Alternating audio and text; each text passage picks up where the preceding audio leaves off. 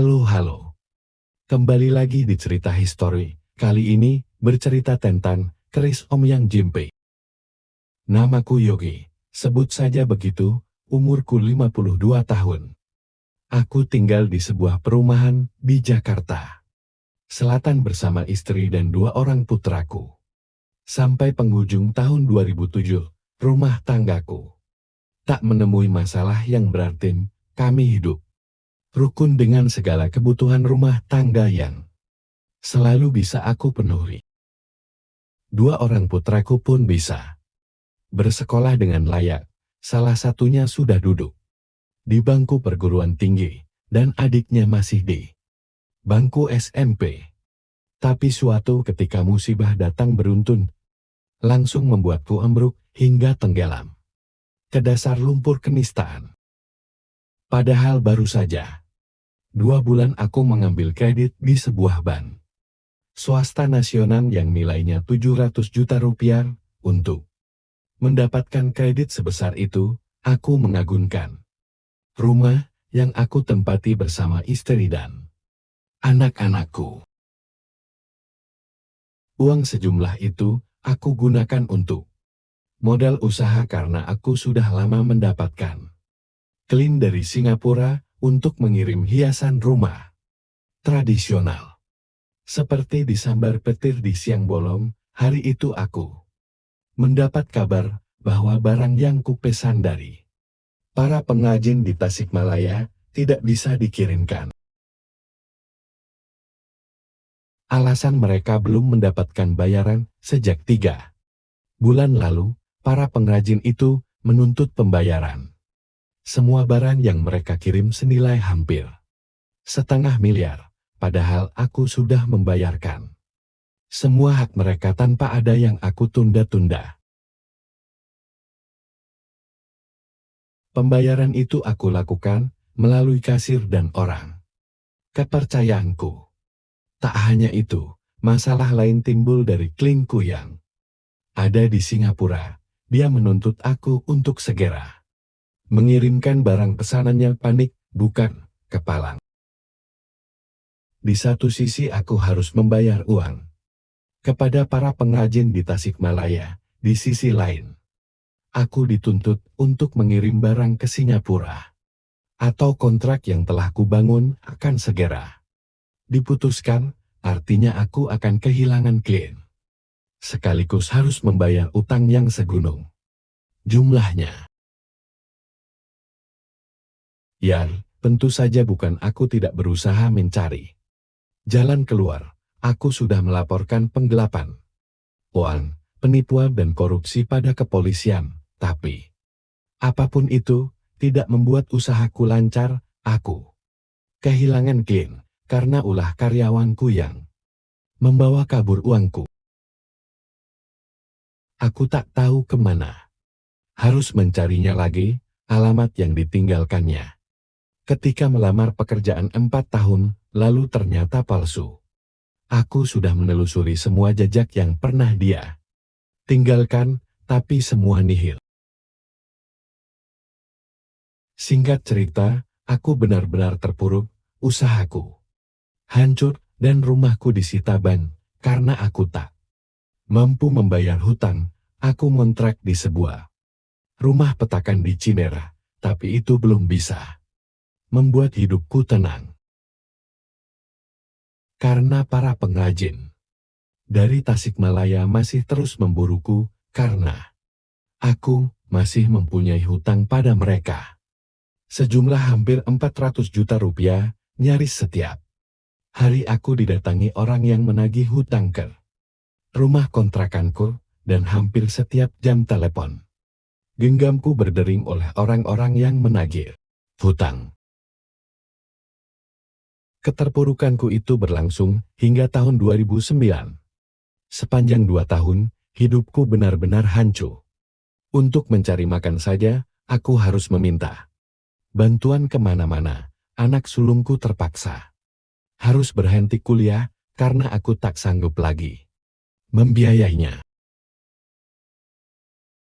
Istriku setiap hari harus ikut mencari nafkah dengan berjualan gorengan dan makanan kecil di depan kontrakan, sementara hutangku masih menggunung dan aku hanya mampu menjanjikan pada para pengrajin di Tasik bahwa suatu hari aku pasti akan melunasi semua hutang-hutangku. Suatu hari, temanku Haris memperkenalkan aku pada seorang temannya yang bernama Edi. Menurut Haris, temannya yang bernama Edi itu bisa membantu menyelesaikan masalahku dengan kekuatan gaib. Tertarik dengan hal itu, aku mengajak Haris bertemu dengan Edi di suatu tempat di bilangan Bekasi dan hari itu pula aku diajak Edi bertemu dengan seorang spiritualis yang bernama Wisnu. Dari Mas Wisnu, inilah aku diberitahu bahwa aku bisa menggelar sebuah ritual untuk mendapatkan sejumlah uang dari gaib. Menurut Wisnu, spiritualis yang berusia sekitar 45 tahun itu, ritual menarik uang gaib ini menggunakan kekuatan keris Omyang Jimbe, sebuah keris keramat yang umurnya sudah ratusan tahun. Di rumah Mas Wisnu, aku diperlihatkan sebuah keris yang di kepalanya berhias dua orang yang nampak sedang semedi. Itulah yang disebut Bu Omyang Jimbe, pembuat keris pusaka yang kekuatan gaibnya bisa digunakan untuk menarik uang dari alam gaib. Aku semakin antusias karena menurut Mas Wisnu, tak perlu tumbal untuk mendapatkan uang dari alam gaib itu.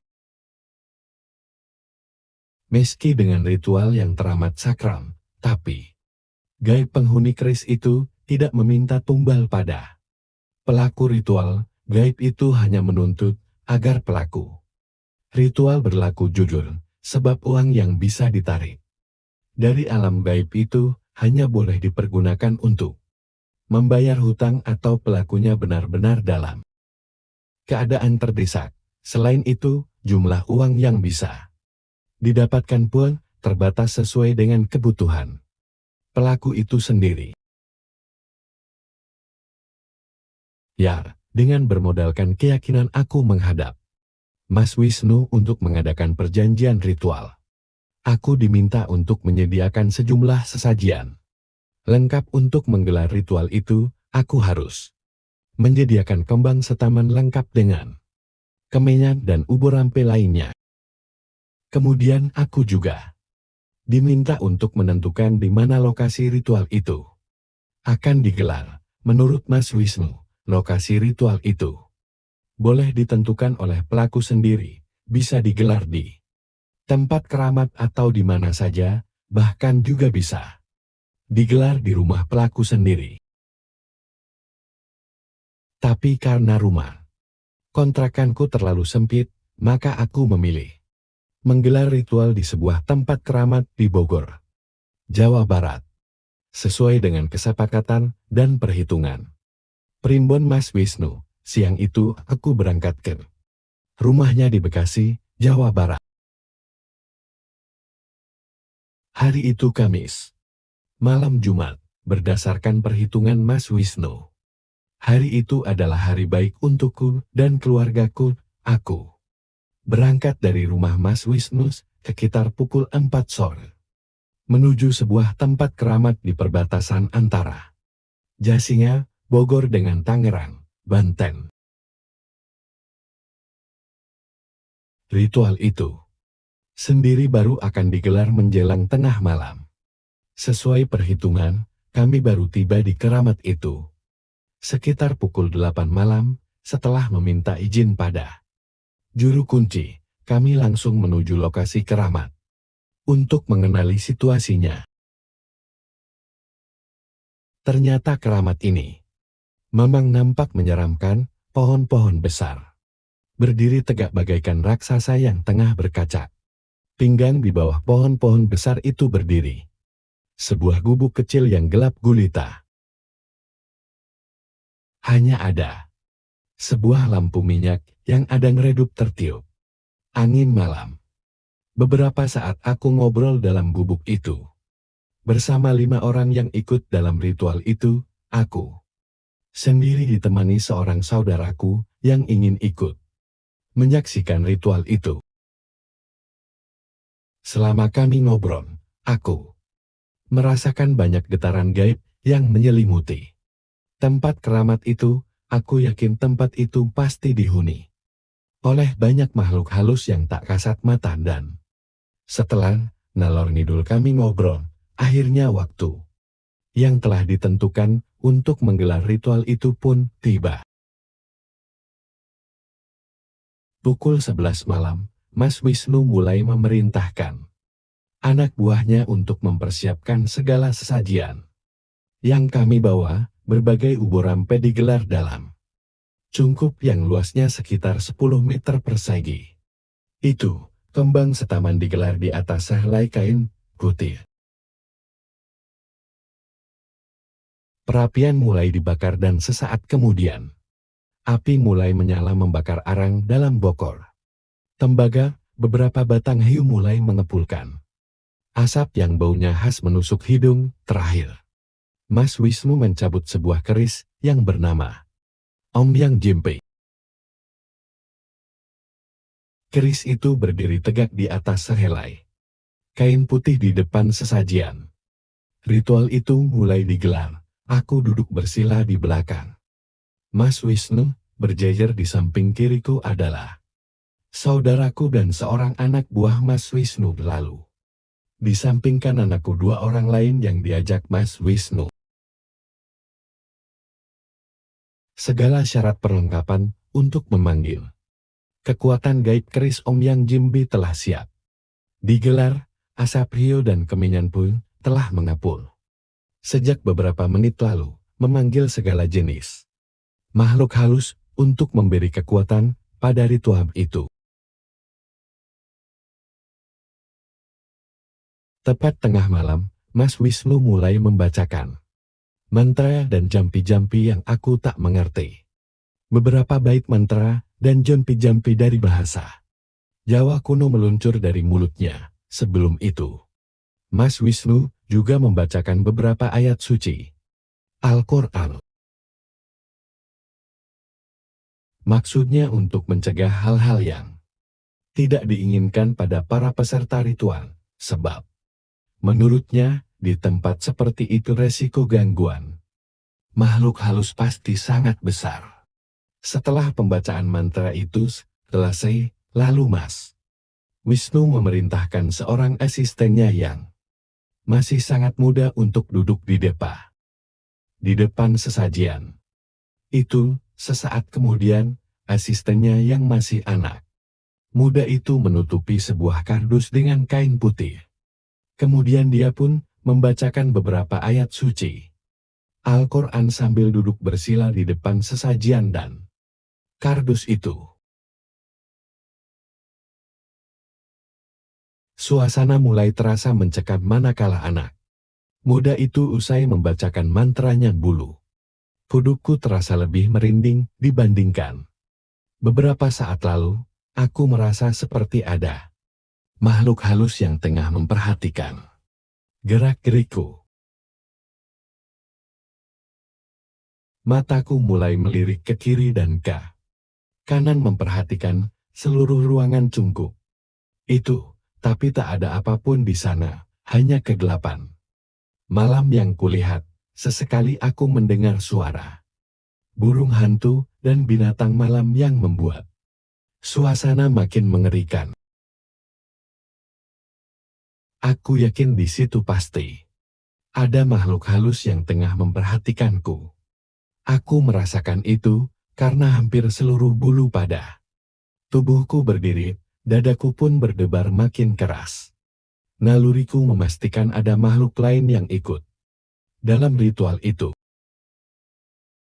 Sedang diliputi rasa takut itu, tiba-tiba belahar. Kardus yang ditutup kain putih itu seperti meledak, menimbulkan suara gaduh. Jantungku seperti mau copot.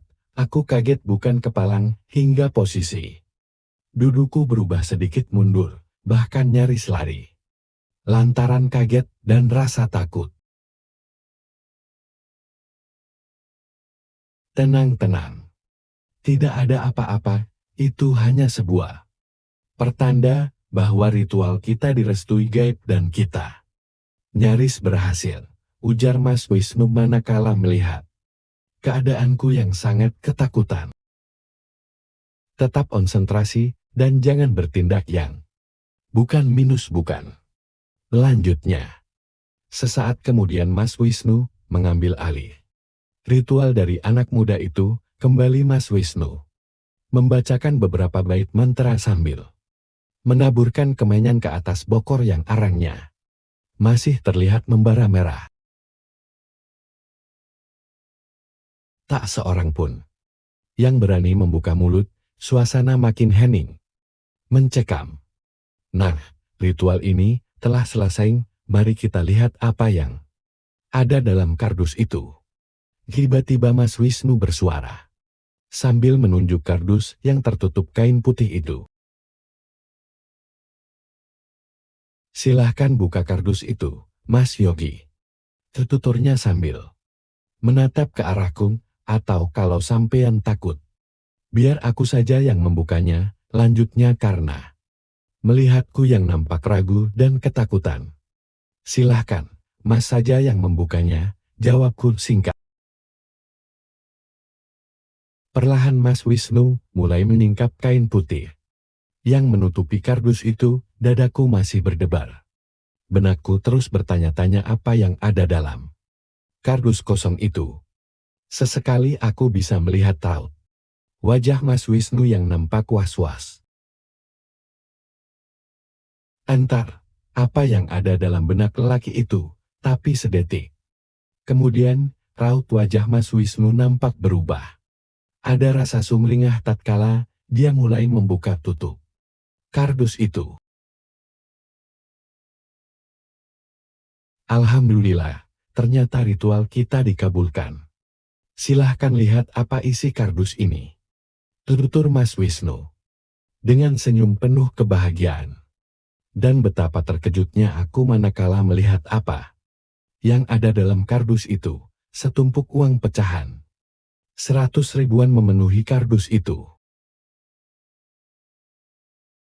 Dengan penuh kebahagiaan dan rasa tak percaya, aku mengambil segepok uang itu. Setelah kuperhatikan, ternyata benar itu adalah uang yang selama ini aku dambakan untuk melunasi hutang-hutangku. Ingat Mas Yogi, pertama kali yang sampean lakukan dengan uang ini adalah membayar hutang. Jika hutangmu sudah lunas semua, maka sisanya boleh digunakan untuk apapun, jelas Mas Wisnu mengingatkanku. Yan, singkat cerita, kami pun pulang dengan membawa hasil yang kami harapkan. Dengan uang itu aku membayar seluruh hutangku pada para pengrajin di Tasikmalaya. Aku juga melunasi hutang-hutang kecilku pada teman-teman dan tetangga yang telah membantuku. Anehnya, uang itu memang hanya cukup untuk membayar hutang. Hanya tersisa tak lebih dari 2 juta saja dari sisa pembayaran hutang-hutangku itu. Tapi syukur, aku bisa melunasi hutang-hutangku, meski kini aku harus memulai kembali usahaku dari nol.